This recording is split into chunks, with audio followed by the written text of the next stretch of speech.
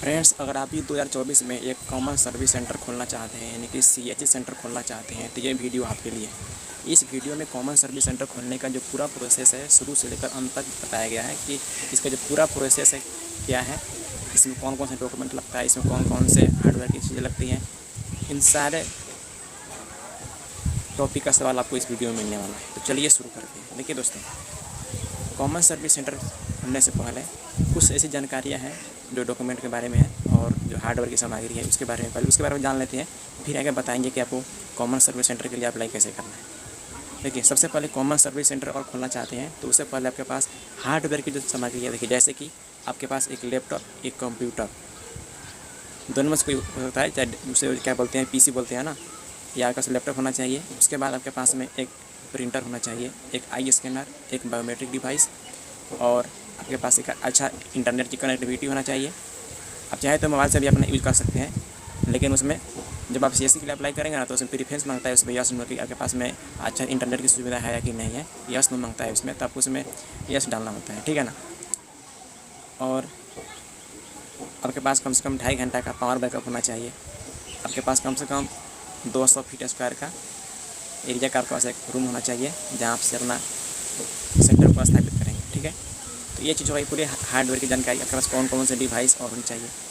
अब बात करते हैं डॉक्यूमेंट, इसमें कौन कौन लगता है। डॉक्यूमेंट में आपको एक आधार कार्ड, पैन कार्ड, और उसके बाद एक पासपोर्ट साइज फ़ोटो, और उसके बाद आपके आधार से मोबाइल नंबर और ईमेल आईडी रजिस्टर्ड होना चाहिए। जब तक आपके आधार से मोबाइल नंबर और ईमेल आईडी अपडेट नहीं रहेगा तब तक आप कॉमन सर्विस सेंटर के लिए अप्लाई नहीं कर पाएंगे, ठीक है।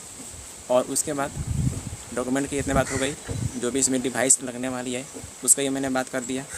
अब बात आती है कि अब अप्लाई कैसे करना है। तो ध्यान रहे, कॉमन सर्विस सेंटर अप्लाई करने से पहले आपको एक TEC का एग्ज़ाम क्वालिफाई करना होता है, जिसका फुल फॉर्म होता है टेली सेंटर इंटरप्रेन्योर कोर्स। जब तक आपके पास TEC का सर्टिफिकेट नहीं रहेगा तब तक आप कॉमन सर्विस सेंटर के लिए अप्लाई नहीं कर सकते हैं।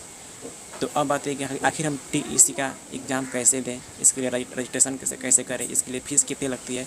तो अगर इसकी फ़ीस की बात करें ना, तो आपको 1480 रुपया लगभग आपको पेमेंट करना होता है रजिस्ट्रेशन के समय, TEC के समय। कॉमन सर्विस सेंटर के लिए जब अप्लाई करेंगे उसमें आपका एक भी पैसा नहीं कटता है। सिर्फ जब आप TEC का जब सर्टिफिकेट आपको लेने के लिए, उसका एग्ज़ाम क्वालिफाई करने के लिए उसका फ़ी रखा गया है 1480 रुपया, उसको आपको रजिस्ट्रेशन करते समय पेमेंट करना होगा।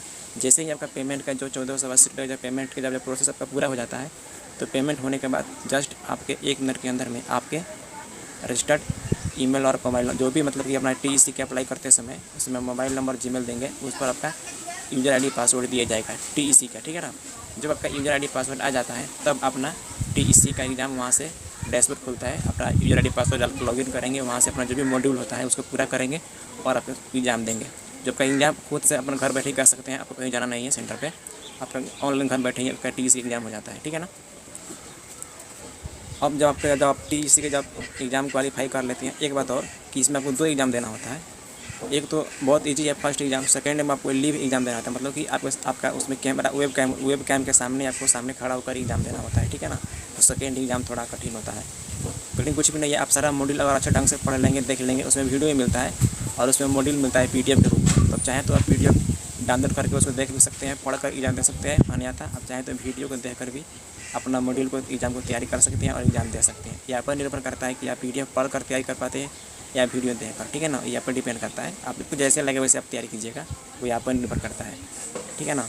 तो अब इसका जो लिंक है मैंने डिस्क्रिप्शन में दिया हूँ, कैसे रजिस्ट्रेशन करना है इसका मैं वीडियो ही बना दिया हूँ, जिसका भी लिंक डिस्क्रिप्शन में दिया गया है। उस लिंक पर क्लिक कीजिए, उस वीडियो को देख लीजिए, उसके बाद ही आप अपना रजिस्ट्रेशन कीजिए, ठीक है। जब आप TEC का एग्ज़ाम दे देते हैं तब आपको TEC का सर्टिफिकेट डाउनलोड करने का बटन मिल जाता है, वहाँ से अपना TEC का सर्टिफिकेट डाउनलोड कर लेंगे। जब आपका TEC का सर्टिफिकेट जब चला आएगा तब आपको कॉमन सर्विस सेंटर के लिए अप्लाई करना होता है, ठीक है। तो उससे पहले जैसे मैंने डॉक्यूमेंट की बात किया हूँ कि आपके पास Aadhaar card, PAN card, passport size photo, और उसके बाद में TEC का सर्टिफिकेट के पास होना चाहिए। और अप्लाई करते समय आपके पास एक बायोमेट्रिक डिवाइस होना चाहिए, क्योंकि उस समय लास्ट में जब आप कॉमन सर्विस सेंटर के लिए अप्लाई करेंगे तो लास्ट में आपको बायोमेट्रिक ऑथेंटिकेशन के लिए आपको एक बायोमेट्रिक डिवाइस चाहिए, ठीक है ना। तो अपने पास ही रखिएगा एक बायोमेट्रिक डिवाइस जब आप अप्लाई करेंगे, ठीक है ना। वहाँ पर आपको दोनों मोड से आपको ऑथेंटिकेशन करना होता है, OTP के माध्यम से भी, आधार OTP के, और बायोमेट्रिक डिवाइस के माध्यम से भी, ठीक है ना। जब इतना जब अप्लाई कर देंगे, ठीक है, तो उसमें हार्डवेयर के जो सामग्री होता है, जैसे आपके पास लैपटॉप है कि नहीं है, वाइब्रेरी डिवाइस है कि नहीं है, आई स्कैनर है कि नहीं है, आपके पास अच्छा कम इंटरनेट कनेक्शन है कि नहीं है, तो उसमें ऑप्शन आता है कि क्या आपके पास में इतना चीज़ें हैं कि नहीं है। तो वहाँ पर आपको यस नो का ऑप्शन मिलेगा। तो जितने भी वहाँ पे डिवाइस के जो ऑप्शन रहेगा डिवाइस का चूज़ करने के लिए कि आपके पास है कि नहीं है, तो ध्यान रहे आपको सारे को यस कर देना है। भले ही आपके पास वाईफाई नहीं हो, आपके पास 2.5 घंटा का पावर बैकअप नहीं हो, लेकिन अप्लाई करते समय उन सारे ऑप्शन को आपको एक्सेप्ट करना है, सारे को यस कर देना है, ठीक है ना। क्योंकि आप जब तक ये सारा चीज़ आपके पास नहीं होगा, आप कॉमन सर्विस सेंटर के लायक नहीं है, आप अप्लाई नहीं कर सकते, ठीक है ना। ऐसा रूल CSE का है। भले आपके पास है या नहीं वो अलग बात है, क्योंकि वो देखने थोड़े आता है, सिर्फ आपको यस कर देना है, आपको सहमति डाल देना है कि हाँ हमारे पास में ये सारी चीज़ें हैं, एक प्रूफ के तौर पे, ठीक है ना। इसको दिखाना नहीं है, इसका फोटो खींच कर डालना है कि देखिए हमारे पास में है कि नहीं, ठीक है। इसमें कोई फोटो अपलोड नहीं करना है, सिर्फ आपको बता देना है हाँ कि हाँ हमारे पास सब चीज़ है, ठीक है।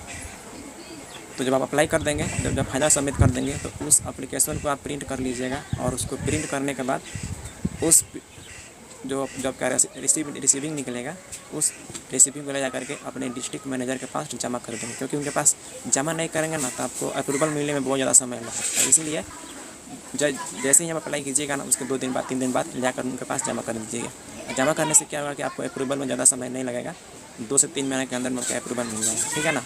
लेकिन ध्यान रहे मैंने जितना भी डॉक्यूमेंट बताया है ये सारे आपके पास सही ढंग से और सारे में जानकारी सेम होना चाहिए, ठीक है ना। जैसे कि मैंने मोबाइल नंबर और जीमेल की बात किया है ना, ये बहुत बड़ी इंपॉर्टेंट चीज़ें हैं, क्योंकि आप TEC में और CSE में दोनों में यही जीमेल और यही मोबाइल नंबर यूज कीजिएगा। दोनों में सेम रहेगा ना तो आपको अप्रूवल में बहुत ज़्यादा आसानी होगा, ठीक है ना। ध्यान रखिएगा। तो यही सारी प्रोसेस है कॉमन सर्विस सेंटर लेने का, ठीक है ना।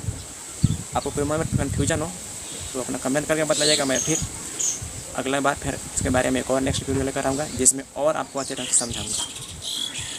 और जो भी आपको TEC का जो अप्लाई करने का वीडियो है, प्रोसेस है, मैं पूरा उसका वीडियो बनाकर डिस्क्रिप्शन में उसका लिंक डाल दिया हूँ।